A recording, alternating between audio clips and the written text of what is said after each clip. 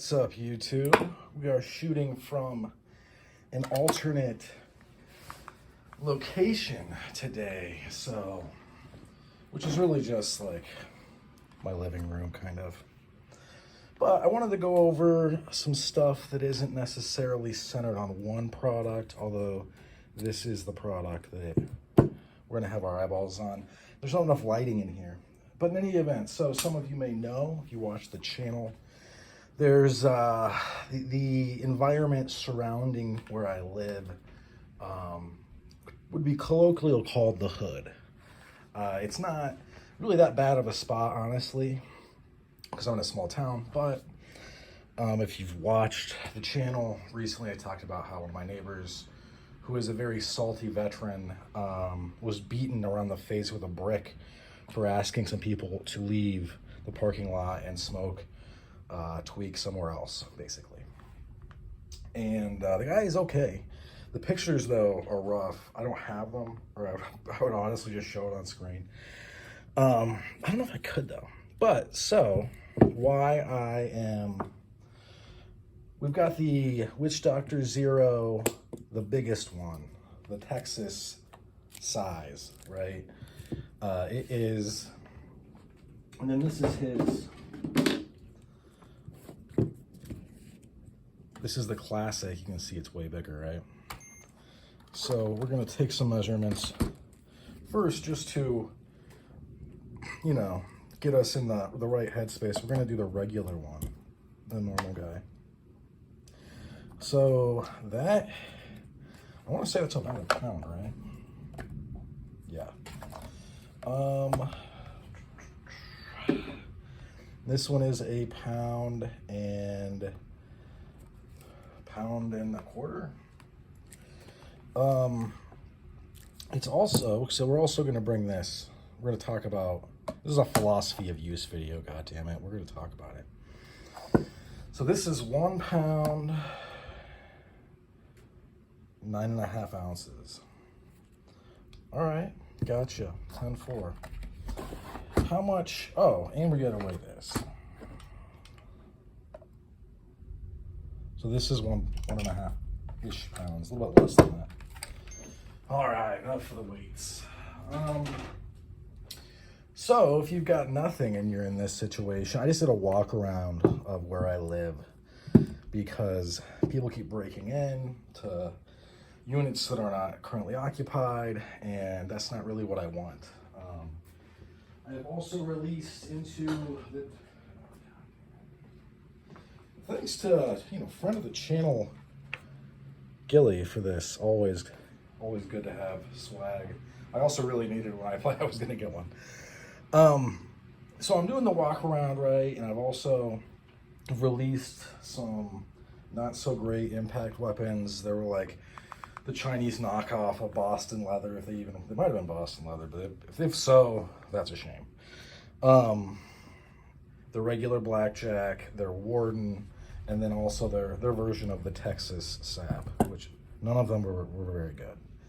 I'll say that. I mean, not that they wouldn't work, but oh my gosh, man. I love that there's this super permanent ink on the table. So another thing we got to look at is this, the reach, because I want to be away from people with bricks. I want to beat them from a distance. So this is 13, this is 11, and this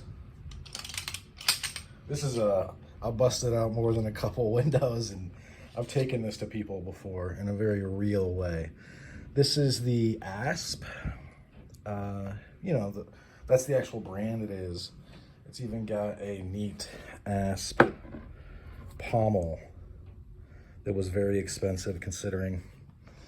And yeah, this thing is great. It's just that it's kind of awkward to carry. And I do, actually, most of the time I'm doing a lap around this place, I carry it. This is 26.5 inches. The last two, obviously, are gonna have the most velocity, bone-shattering power. This is what they look like when you take out a few car windows. I worked at a bar where we didn't let the drunk people drive away. If you were like really, really, really, really drunk, you were coming out of the vehicle. It actually didn't work that well. We stopped doing it, but I got a couple in. And this is something also, like, you could throw in your back pocket. Let's say you live alone, you don't have the money for something neat. This is a hammer. I think my dad gave this to me a long time ago, and I just keep a hold of stuff, right? The Boston leather blackjacks I just gave away, I bought when I was 18, and I am now late 30s, so, right? I'm not throwing stuff away.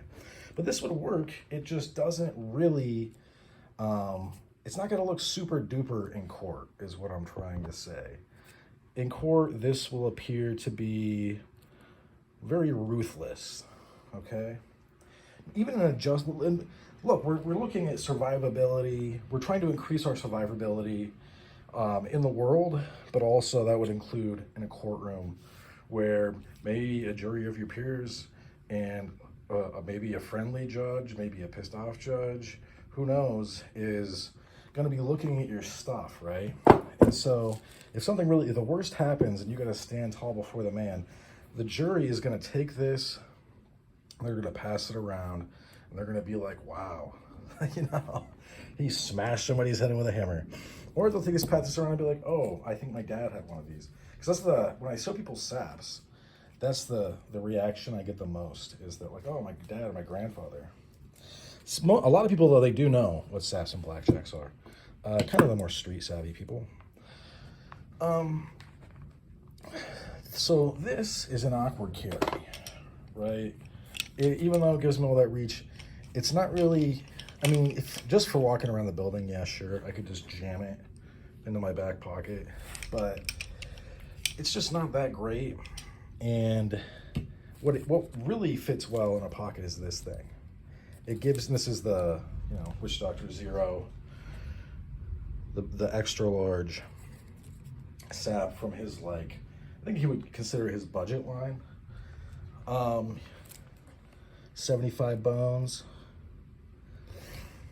I get a veteran discount. I mean, if you're a veteran, I had somebody reach out to me on cam. I'd be like, how do I get this? You have to message him. I don't know. I'm not going to be the one to impart that knowledge. He will tell you, I'm sure. If you're a vet, hit him up. But this fits really well in a pocket. It feels good in the hand. And what it does, what it has, a lot of those other things that we're going to kind of talk about, it has a retention system that's going to work. And it feels good. And if I were to really play around with this a lot, it would become deft in my hand. And I would be like a guy with a rapier. A rapier. This has a retention system, sort of, and it has worked for me in the past where somebody thought they were slick, grabbed it, and I, you know, yanked it out of their hand and hit them. This is also very expensive considering. I don't remember what I paid, but I remember this itself being over $100, and this was like 50 to 80 bucks, which isn't really that great of a pricing. You know what I mean? Is this great for security work or cops or? Sure. Is it great for the average person? Well, A, that's going to be real hard to find a place where you can legally carry that without a permit. And B, it's not that easy to carry, in my opinion, whereas this tends to sit in a pocket really, really well. And it gives you reach, whereas this doesn't so much. That being said, I mean, I don't take the knuckles out of my pocket when I go walk around. Obviously I keep them. You're keeping the options. But yeah, I don't see, at least, you know, in my jaunt around YouTube, and I've run the searches because I want to see what other people are saying and doing. I just don't see a lot of these big saps. Which I get because they're enormous, you know? They're huge. But it's one of those things where I mean, this is obviously similar in size, but this is going to be a little bit harder to do things like, say I'm coming down on the side of somebody's knee. I'm closing the gate, as the Israelis would say. I've trained with the IDF, believe it or not. Used to be a Marine. But I have. And all of their close quarters stuff, they're going to have a knife out. And then two, they end almost everything with what they call closing the gate. And it's where you take your fighting knife and you bring it down in a chopping motion on the person's leg, either like right here or on this other side, to hobble them. So the Israelis, they like to be certain. They also have a SOP, or they used to. I don't know if it's an official one, but I know we trained it with them. We were there for like a month. Or if you're on the ground and you're injured, they run up and shoot you in the head. So those people aren't messing around. But what I'm saying is, some of these things, like say I come down, boom, on the outside of somebody's knee, I could do it with this, and it would hurt just the same, but I would have a hard time then coming up underneath his chin. You know, this is a sprung piece of lead. Well oiled, that is oiled and all. And this is, obviously this is unsprung. Slightly different, this is more, you're more swinging this at people, right? This acts as kind of a hinge. So this is sort of a flail almost, but yeah, I just wanted to get this back on the channel. I get that, first of all, I get that people own guns. I own guns too. But, you know, I don't know if I want to smoke some homeless people where I live. You know what I mean? That might not be what I want to do. Even though I've gotten permission from the people that own this place to, one, take a walk around, do what I'm doing.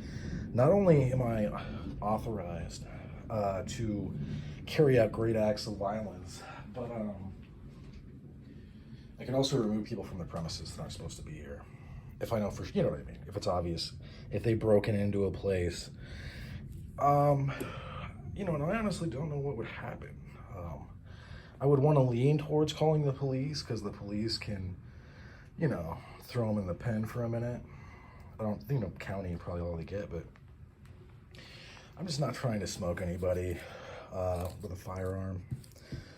So what I'm getting at is that something like this might be good to have around your place, considering it is a very serious, like this would smash your head in.